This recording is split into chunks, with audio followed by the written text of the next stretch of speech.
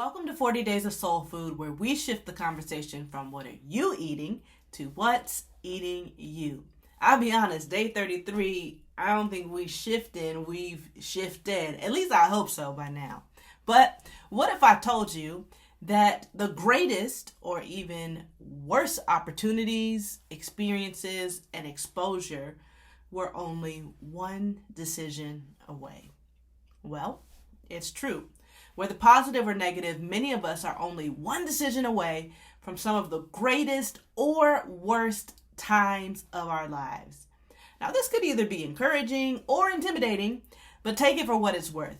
As we are nearing the close or the finish line of our soul fast, I want you to understand the weight of your decisions.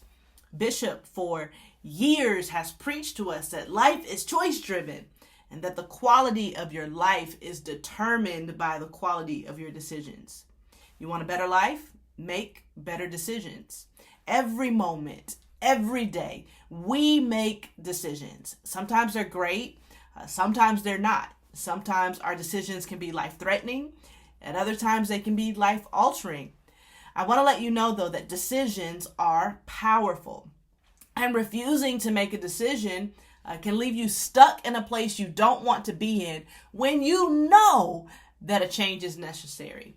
So I want you to push past the fear and doubt you may have with decision making, knowing that you can often take control of your circumstance.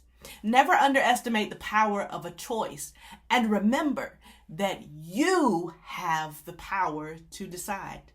Don't take that lightly or for granted.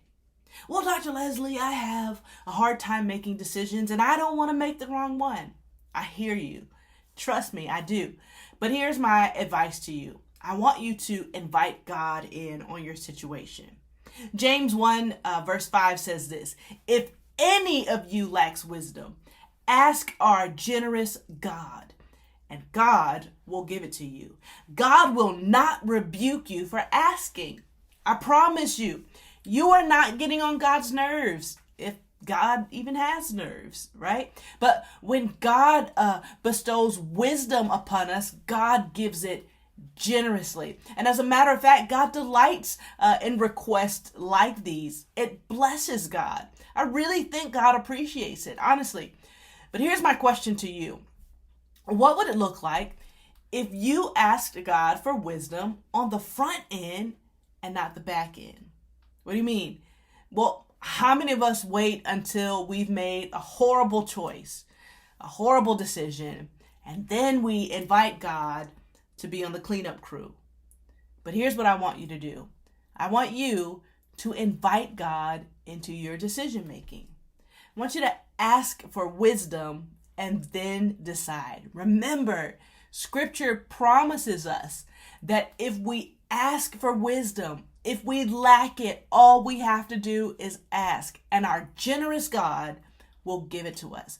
God does not get offended when you invite God into your situation and ask for wisdom. And so here's your challenge today. I want you to ask God to give you wisdom with any decision that you have to make. Please do not wait until you find yourself in trouble. Invite God in before you make the decision.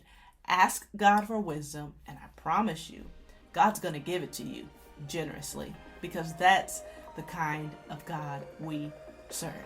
You're only one decision away. Make the right choice.